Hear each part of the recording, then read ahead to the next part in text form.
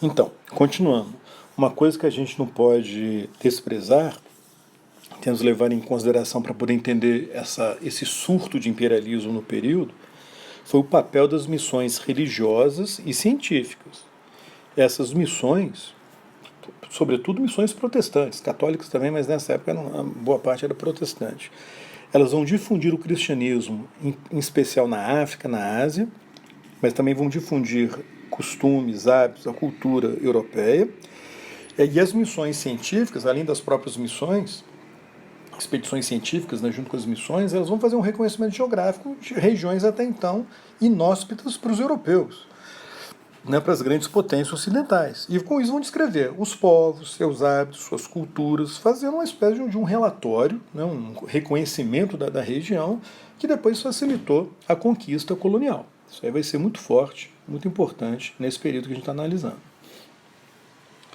Quando a gente fala de imperialismo nesse período, de 1870 a 1914, o grande destaque, naturalmente, é a Grã-Bretanha, que era, na época, a principal potência imperialista. Ela detinha hegemonia no capitalismo global, tinha liderança financeira, comercial e naval, durante muito tempo teve a liderança industrial, até perder essa liderança para os Estados Unidos e para a Alemanha. O apogeu desse poder britânico foi durante a famosa Era Vitoriana, o reinado da Rainha Vitória, né? Foi quando muitos falavam numa Pax Britânica, o poder britânico global impunha uma ordem internacional, uma Pax Britânica. Mas em 1900 ela começa a perder espaço quando ela perde a liderança industrial, né, como falei há pouco, para os Estados Unidos e para a Alemanha, que eram os novos centros, que eram, aliás, os centros, né, da segunda Revolução Industrial. Mas vejam só, até a Primeira Guerra, embora não tivesse mais a liderança industrial, a Grã-Bretanha continuou com a liderança financeira, comercial, naval e imperialista. Continuava essa hegemonia britânica. Okay? Aqui vocês têm uma imagem da Rainha Vitória. O Império Britânico foi o maior império da história, né? Se você levar em consideração os territórios ultramarinos, o Canadá, a Austrália, Nova Zelândia, África do Sul, a Índia, né, e vários dos territórios, ele foi o maior império da história. A principal colônia era a Índia. Agora, esse império ele não era uniforme em termos de administração. Eram colônias de vários tipos, várias modalidades. Por exemplo, tinha um tipo de colônia que os britânicos chamavam de domínios. O domínio era uma colônia de grande povoamento branco e que tinha autonomia, tinha o seu próprio parlamento, mas não era plenamente independente. Era o caso do Canadá, ou foi o caso do Canadá, da Austrália, da África do Sul e da Nova Zelândia. Além disso, a Grã-Bretanha tinha um império informal na América Latina, quer dizer, ela detinha a supremacia econômica na América Latina, era o país que mais emprestava dinheiro, quer dizer, mais investia, né, mais importava, mais era o principal parceiro comercial, né, das nações latino-americanas. Os Estados Unidos tomaram essa posição da Grã-Bretanha na Primeira Guerra Mundial. A França tinha o segundo maior império colonial. Nesse período que a gente está analisando, a França era uma república democrática, era a terceira república francesa. A maioria das colônias da França, a maioria estava localizada na África. As principais colônias eram a Argélia, um país do norte da África, e a Indochina. Indochina lá na Ásia, lá no Extremo Oriente. A Indochina era composta pelo Vietnã, Laos e Camboja. E nessa época de expansão imperialista, merece destaque o primeiro-ministro francês, o Jules Ferry, que foi um dos mais famosos defensores, né, da ideia de missão civilizadora e de expansão imperialista. O nome dele ficou muito associado a esse projeto imperialista francês e, na verdade, ao imperialismo como um todo naquele período. Vamos falar agora sobre o imperialismo na África propriamente dita. Primeira coisa, a presença europeia na África, ela começou ainda no final da Idade Média, no início do século XV, quando os portugueses conquistaram Ceuta, uma cidade no Marrocos. Porém, até 1815, de uma forma geral, os europeus eles não dominaram territórios africanos extensos. Eles dominaram assim, bases no litoral da África. Eles estabeleceram feitorias. Por isso que esse período é chamadamente de fase pré-colonial ou pré-conquista europeia. De uma forma geral, as sociedades africanas elas preservaram suas estruturas políticas originais, fossem elas reinos ou tribos. E os europeus, em suas feitorias, ou fora delas, praticavam comércio com esses reinos e com essas tribos.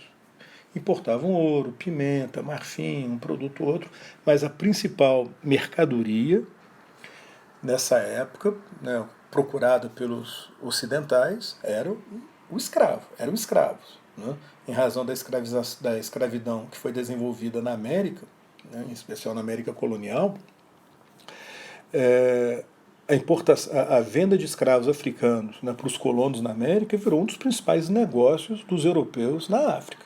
Então eles adquiriam os escravos comprando ou trocando os escravos por produtos lá com os monarcas africanos, né, com os chefes tribais locais. Né, um monarca, uma tribo atacava outra tribo, outro reino, escravizava a população e depois vendia para os europeus, ou então para comerciantes da própria América. Então o tráfico de escravos virou, né, a grande atividade da Europa nessa época. Não era necessário, portanto, ocupar o território, conquistar o território. Tinha outro problema também. Muitas doenças no continente africano atingiam duramente os europeus. Então, enquanto eles não tinham vacina, remédios para essas doenças, ficava difícil uma ocupação, né, maciça do território africano. Porém, no século XIX, ocorreram alterações nas relações entre a Europa e a África, em razão de mudanças no Ocidente. Primeiro, avançou a industrialização capitalista na Europa e nos Estados Unidos. A escravidão perdeu importância. O tráfico negreiro foi abolido. Na verdade, já tinha sido abolido na Grã-Bretanha e nos Estados Unidos em 1807, né? Mas a abolição generalizada foi a partir desse período aqui. A escravidão entrou em declínio na América. Acabou sendo abolida nos Estados Unidos em 1865, no Brasil foi gradualmente sendo abolida, né, até a abolição final em 1888. De toda forma, a importação de escravos no Brasil já tinha cessado em 1850, né, com a Lei Eusébio de Queiroz. A medicina europeia se desenvolveu.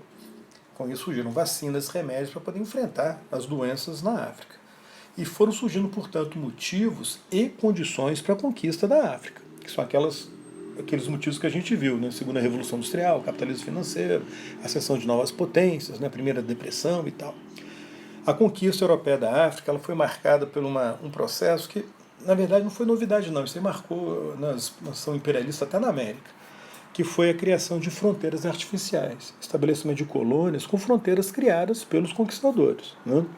Desconsiderando totalmente as fronteiras originais dos povos africanos, que aquelas eram as fronteiras culturais históricas, que depois virou um problemaço no processo de descolonização, né, depois de 45, porque frequentemente o mesmo povo ficava dividido entre colônias diferentes, ou povos diferentes eram reunidos numa mesma colônia. No processo de descolonização vai ser quase que inevitável uma luta entre esses povos para saber como é que ficariam essas fronteiras, quem iria dominar cada território. Aqui vocês têm um mapa famoso da África colonial em 1914. Reparem em mostarda das colônias da França, né? Abóbora das colônias da Grã-Bretanha e as colônias de outros países, né? Bélgica, Alemanha, Espanha, Itália, Portugal. Um marco no imperialismo europeu na África foi a Conferência de Berlim, uma partilha negociada de territórios da África ao sul do Saara pelas potências europeias. E o território mais visado foi o Congo, ou Zaire, que você tem aqui no mapa, tá vendo? Ali a parte bem amarela no centro do mapa. O Congo, ou Zaire, era uma área tão desejada pelas grandes potências que, para evitar um conflito entre elas aceitaram entregar o Congo para um país neutro. Na verdade, para uma empresa de um monarca de um país neutro, que foi o rei Leopoldo II da Bélgica. Ele recebeu o controle sobre o Zaire em troca do direito de livre navegação na região e tal. A administração colonial dessa empresa, e portanto responsabilidade do rei Leopoldo II, foi marcada por uma série de atrocidades na exploração dos nativos. Chegou a um ponto que o parlamento belga retirou o controle do Zaire das mãos do rei, e aí a Bélgica, o Estado belga, assumiu diretamente o controle dessa colônia. Agora, nem sempre os europeus conseguiam conquistar um território na África facilmente. No final do século XIX, por exemplo, a Itália tentou dominar a Etiópia. Vamos voltar aqui para o mapa de novo. Aqui, ó, Etiópia e Abissínia, essa parte cinza que vocês estão vendo ali à direita, lá em cima no mapa. Então, como Empire of Ethiopia, o Império da Etiópia. A Itália invadiu a Etiópia, a Itália já dominava a Somália e a Eritreia. Invadiu a Etiópia e levou uma surra dos etíopes. A Etiópia na época era chamada também de Abissínia. E com isso a Etiópia preservou a independência até a década de 30, quando aí sim a Itália conseguiu conquistá-la. De toda forma, na época, foi uma derrota para os italianos, uma verdadeira humilhação. A Grã-Bretanha também teve muita dificuldade em conquistar as repúblicas boeres na África do Sul, numa guerra chamada Guerra dos Boeres ou Guerra Sul-Africana. Os boeres eram os descendentes dos holandeses. A Holanda começou a colonizar a África, a parte meridional da África do Sul no século XVII. Só que depois das guerras napoleônicas, a Grã-Bretanha assumiu o controle sobre essa colônia, a colônia do Cabo, e foi se expandindo pela África do Sul. O domínio britânico foi se expandindo. Aí os colonos holandeses, os boeres, não aceitaram o domínio britânico, migraram para o interior, para o norte da África do Sul e fundaram repúblicas independentes, governadas por eles. Só que no final do século XIX eles encontraram muito ouro e diamante nessas repúblicas. Aí pronto, já havia uma tendência da Grã-Bretanha querer dominar toda a África do Sul. Ainda mais agora com os vizinhos possuindo ouro e diamante em grande quantidade. Resultado, a Grã-Bretanha invadiu os territórios boeres. Conquistou, mas com muita dificuldade. De toda forma, assume o controle sobre a África do Sul. Para aqui também, daqui a pouco eu falo do imperialismo na Ásia. Ok?